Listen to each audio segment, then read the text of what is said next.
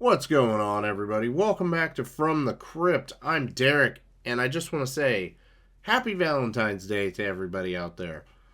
If you celebrate it, if you're more like me and think it's just kind of a pointless holiday, you do you. But if you celebrate it, I hope you have a good one today. Now, today, I'm going to do something a little bit different.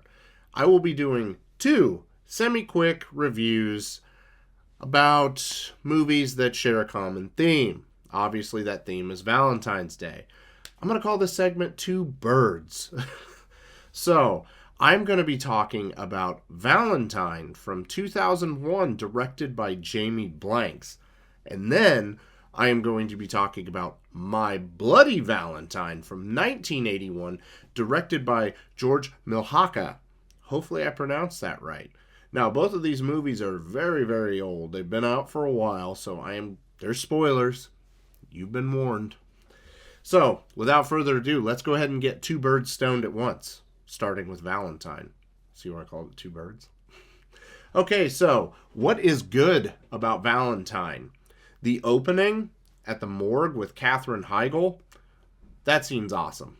Just a good chase sequence, and I like the fact that, she's going to hide in a body bag, but then he's just going to stab the body bags, and then you're thinking, she's going to get it, being stabbed, but no, he just unzips it and slits her throat. We'll be talking about that more later on.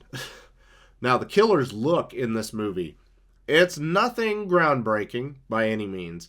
It's solid, I will say that. It fits the theme very, very well for it being like a Cupid mask. It works.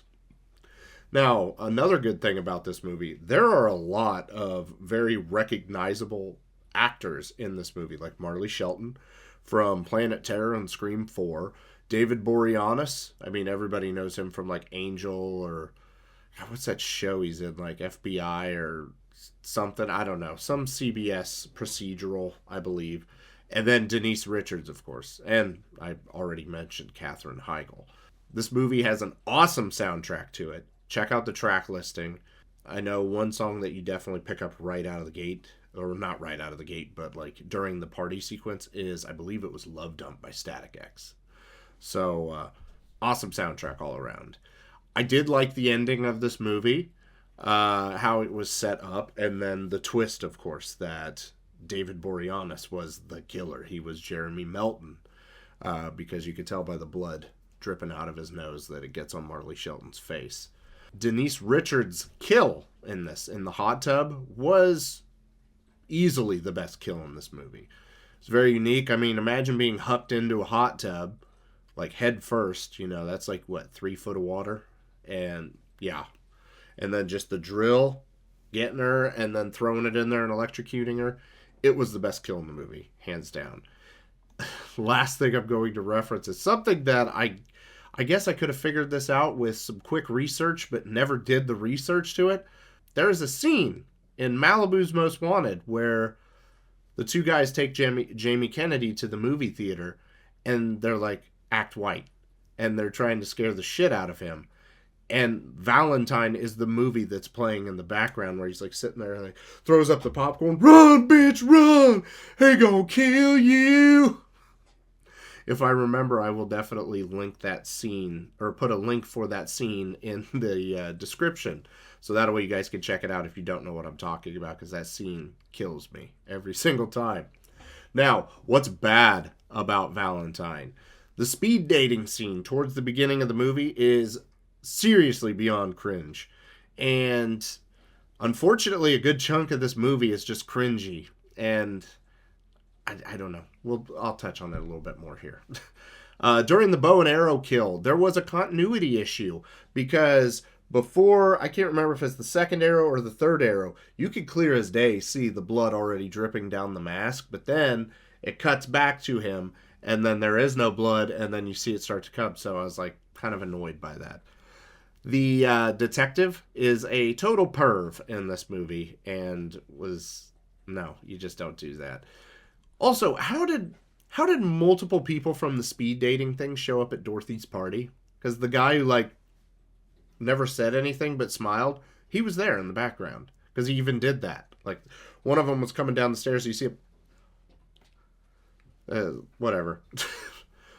But as I said earlier that, like, the speed dating was cringy, I honestly don't remember ever thinking this movie was just super cringe back in the day. I really don't. But let me tell you, this movie, it's, God, so many moments I'm just like, oh, that, no, didn't age well at all.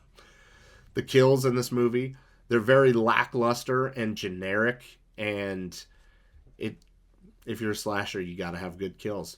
Plain and simple. You need it. You could have the worst story in the world or no story. Some people say Terrifier doesn't have a story. I don't personally understand that. I get it. But the kills, they gotta be there, and they're not. There's one character that really annoyed me in this movie, and it was the chick that was conned by Campbell, the douchebag from Van Wilder. Like, why are you being a bitch to her? Just be a nice person and just tell her, hey, look, I would like to sit down. I would like to take you to dinner and explain to you what this guy did to me so it doesn't happen to you. Instead, she's just being a royal bag of bitch about it. And yeah, no wonder they didn't want to talk to her or just whatever. Like, get out of here. But the last thing I'm going to mention, and this is just a personal thing here, I do not like slasher movies where it's like, oh, I live in a mansion. I'm so rich. We live the best lives ever. Part of the reason I did not like the I Know What You Did Last Summer freaking series that was on Amazon, just, no, I cannot relate to that. Yeah, I've know rich people, like, not a lot of them. It's not like I hang out with them anymore or anything like that. But I've been to parties where it's like, okay, all right, they've got some money. Nowhere near the money that's in this movie or what I already mentioned. So I just don't find that believable. I cannot get behind it. So, final score. I'm going to give Valentine a 5. And unfortunately, this movie just gets worse and worse the more I rewatch it, which it's not very often. But I really pick it apart each time. Because back in the day, I did enjoy this movie a lot. Now, not so much.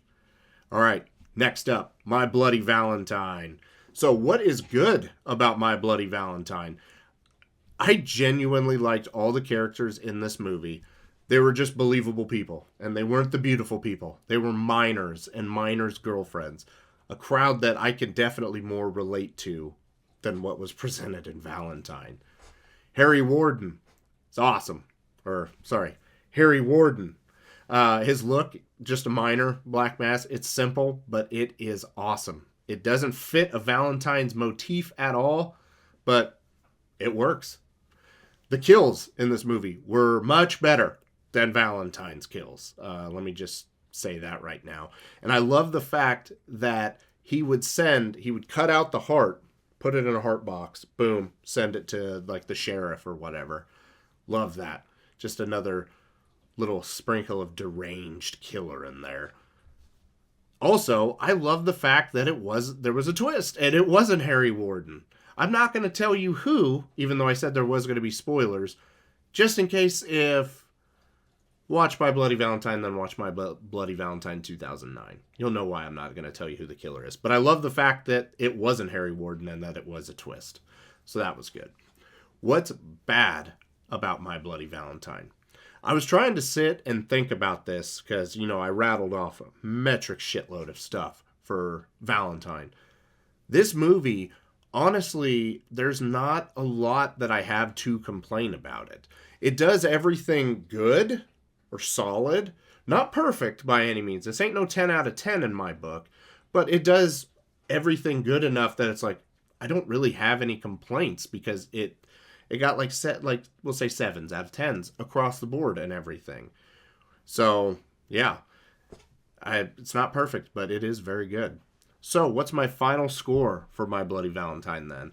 I'm going to give My Bloody Valentine a 7.5. It's just an all-around solid slasher film. And if you've been keeping track, the clear winner of today's Two Birds segment. So, that will do it for the Two Birds, guys. Make sure to let me know what you thought. Do you like this format? Do you want me to take a couple similar movies and kind of versus them, if you will? But also, let me know, which one do you prefer? Valentine or My Bloody Valentine? Which one does it for you? It's clear as day, Valentine just doesn't do it for me anymore.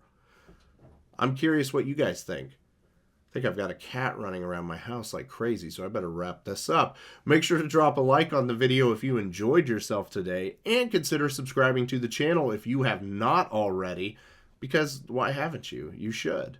All the cool people are doing it. Peer pressure. It's your... Well, actually, wait, hold on. One of my friend's favorite lines. It's not peer pressure. It's just your turn. All right. Until next time, have a good one, guys.